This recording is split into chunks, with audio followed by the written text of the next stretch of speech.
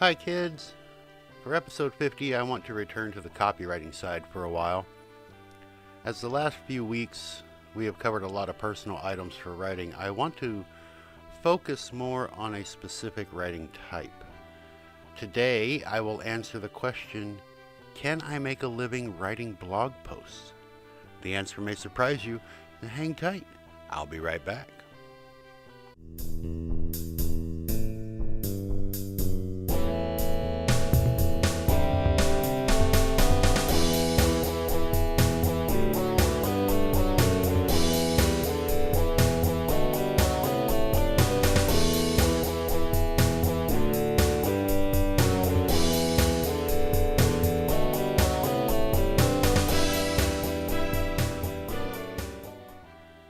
And I'm back. Did you miss me? Let's get started. Ghostwriting, and blog or article writing in particular, is like the red-headed stepchild of the copywriting umbrella. Unlike the copywriters that work on editorials, marketing, or introducing new products through white papers, blog writers are more or less left in the ball pit at the burger joint when all the other kids are secured safely in the car to go home. What you may not realize, though, is that these writers are in high demand. The entry requirements are low, and there's a hell of a lot of money to be made out there. If you have command of the English language, basic grammar, and are halfway decent at stringing words together, you can earn quite a living writing blog posts. So how is this done? What is the earning potential for blog writers? Where do I go to get a client or a gig? I can hear you, eager and willing, but let's slow down a bit. Let's talk about what you can expect first. If you are new to the industry or have yet to be paid for your writing, sit down and pay attention. Even if you don't have a college degree, you can earn over $5,000 per month writing articles and blog posts for others. Let me show you how. The first step is understanding. You need to understand what you are getting into, what your expectation level needs to be, and you need to understand there is no glory here. What you are getting into is a long day of writing, turning into long weeks of writing, followed by even more time finding writing gigs. It is a job. So get those pipe dreams of opening your laptop for an hour a day while you sip margaritas at the beach out of your head. If you want to earn the money, you have to do the work. Believe me, there will be enough time for beachfront margaritas later. Your expectation levels also need to be lowered. You won't be writing an article for Time Magazine or the Wall Street Journal. Instead, you'll be writing a 2,000-word article on effective measures to remove bed bug poop from bed sheets. I know. I wrote that article. Believe me, there is no glory or glamour when you are writing a bed bug series of articles. I still got to take the paycheck to the bank, though, so I have no regrets. Maybe a few nightmares, but no regrets. The point is, if you want to earn the cash, you have to just suck it up and do the work. As far as your expectations go, you need to decide how much time and devotion you have to the craft. If this is a once-in-a-while thing where you want to do an article or two per month between your yoga classes and that trip to the outlet mall, that is fine. However, if you want to work from home at your computer and not have to worry about name tags, angry bosses, and uniforms, then you're going to put in the work. I will use a monthly income average of $3,000. While the earning potential for blog writers can be much higher, I think setting your goals for $3,000 a month is a good place to start. You may find that you surpass this goal quickly. Others may find it takes a bit of time. As with anything else in life, there is an element of luck built in.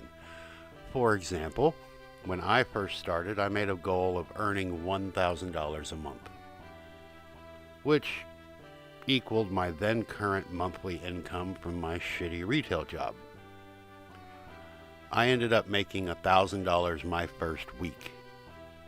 It can happen. I've done it. I also put in the work. Instead of working 8 hours per day behind a cash register, I was working 10 to 12 hours a day behind the computer. While that may sound like a lot, I also got to take breaks whenever I wanted, or go for a walk, or go to the store for more Doritos. I didn't always wear pants. There are a lot of creature comforts you are afforded when you work from home for yourself, as long as you are diligent. You need to start by understanding how the process works, so let me cover that quickly. You find a potential client, usually through a job posting or a hiring board. You don't get hired on the spot. Usually the client has a lot of applications to go through and is looking for more than one writer. Your entry sits on the pile with the others waiting to be read over. If you make the cut, about a week, sometimes 2 weeks later, you get a response asking you to write a test piece. A test piece is generally an article the client needs written that is done for a lower fee and expected a quick turnaround. So instead of a 2,000 word article, you may be asked to write a 500 word piece at half the hiring cost. I will caution you to be wary of clients asking you to write for them for free before you get the job. Always get paid for your work, even during the hiring process. Even if it is at half cost, you don't work for free. There are enough paying jobs out there. You don't need to waste your time doing things without being compensated. That soapbox speech is for another time. Back to getting hired. So you get the offer and you write the test piece. You turn it in and you get paid for it. Then you wait again. A few days later, the client decides that your writing will do and offers you the gig. You accept and off you go. Now, when you first start off, you will most likely be working at a per word pricing structure. Depending on the client, the type of writing you are doing, and how much work they have for you, this can range from a few cents per word to $1 per word. Now don't get your hopes up though. The average price, just starting out, is about 3 or 4 cents per word. However, even at 3 cents per word, a 2,000 word article earns you $60. This isn't a lot, but hey, it only took you 4 or 5 hours to do, which translates into about $20 per hour. If you don't want to work in your underwear and earn $20 an hour without the need for a webcam, I don't know what to tell you. Back to the expectations. The articles you get at this stage will most likely be either informative or comparative. This means you write articles with headlines like, "How to wash the engine block of your car," or "Which robot vacuum is the best?" They aren't glorious articles. The styles are highly structured, and for the most part, you don't get a lot of say in what the article layout, headings, and subheadings will be. The client has a niche site where they are trying to sell shit. Your job is to write an article to explain or detail how awesome that particular product or service is. If you do your job well, you'll earn $60 in your pocket, which is about how much your client will make for every visitor that clicks a link on their site. Yeah, you lose, but you can't think of it like that.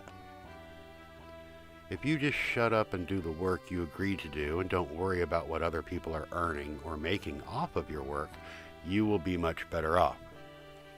Every article you write makes you a better writer.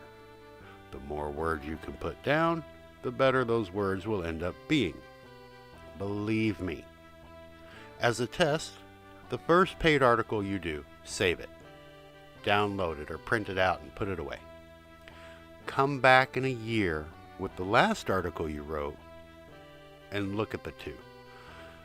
I bet you will want to throw up a little bit after reading that first one again.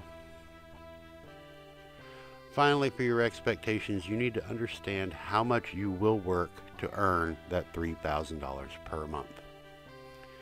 If you're earning $50 to $60 per article, then you will need to write 50 to 60 articles a month. To break it down for you, that is 100,000 written words per month. 25,000 words per week. If you plan for a 5-day work week, that is 5,000 words a day. It is a lot of work. It takes a lot of time to research the information, get the specs on the products, build your tables, and write paragraphs. As you get used to the process, though, you will get faster. Even with my ADD and other issues, I can easily knock out 2,000 words in about 2 hours. If I needed to write 5,000 words per day, 5 days a week, that means I'm done by lunch and still earning $3,000 a month. It can be done. You just need to be diligent. Assuming, though, that you are like me, these articles will get old quickly. A way to make them better? Earn more for them. I would much rather write a 2,000-word article explaining how to wash a car when I'm getting paid $200 to do so instead of $60. Wouldn't you? In time, you can. One of the best ways to do this is to make long-term clients. Instead of applying for a job, writing an article or two, and then moving to the next job posting, try to find clients with months or years worth of work. They aren't as rare as you may think. After a couple of months turning in high-quality articles and not missing deadlines, that is important, by the way, always be on time. Then you get to start making demands. You can ask for a raise, but you aren't likely to get it. Instead, you want to make the process easier for the client. My go-to answer is to ask to be put on retainer. A retainer? Like a lawyer? Exactly like that. Send an email to your client and explain the situation. Remind them of how tedious it is to count the words and do the math to make sure you get paid for the exact penny. Wouldn't it be much easier to just offer a flat rate per article? Then we can dismiss the silly word counting portion and just move forward. In most situations, the client will agree. Anything you can do to make their end easier, the more rewarded you will be. Remember that for every article you turn in, that client is making 10 times what they paid you for it. It is easy enough for the valuable writer to stay happy turning in those high-quality articles.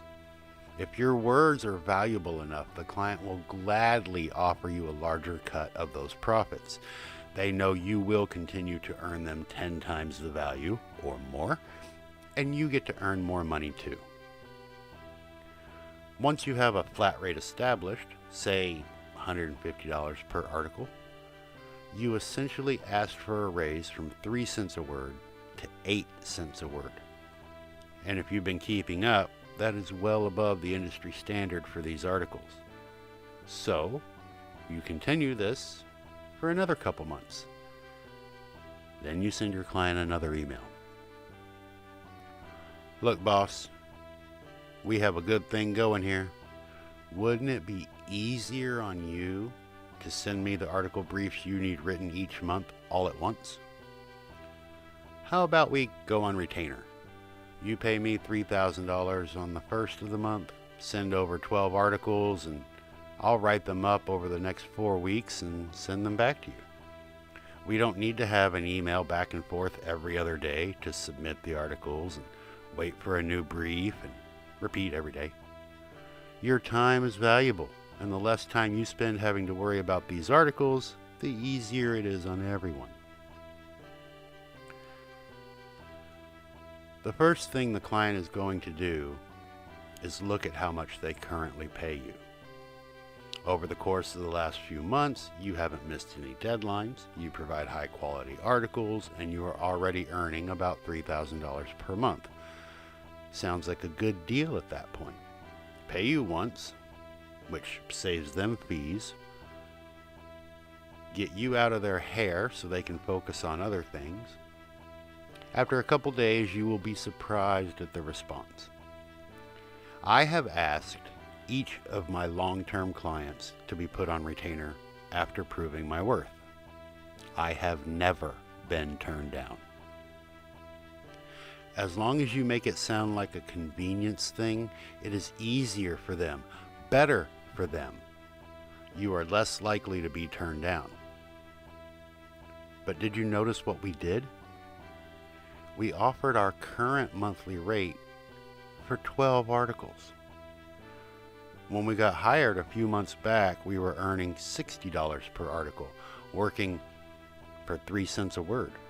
Then we moved to a flat rate of $150 per article, or 8 cents per word. Now, instead of working 5 days a week, writing 5,000 words per day, we're earning $250 per article for 12 articles. $3,000 a month, and you now work 12 days a month, assuming you can write an article per day. I don't know about you, but I would much rather work a 3-day work week and earn the same amount of money as I did when I was working 5 or 6 days a week. It's a no-brainer. And for those wondering about the math, you're now averaging between $45 and $60 per hour, depending on how fast you can finish an article. Now you have a couple of options. You're working 3 days a week, earning $3,000 a month. That is a livable wage. You also have 2 or 3 days per week for more work. Even with one more client going through the same process, you can double your income.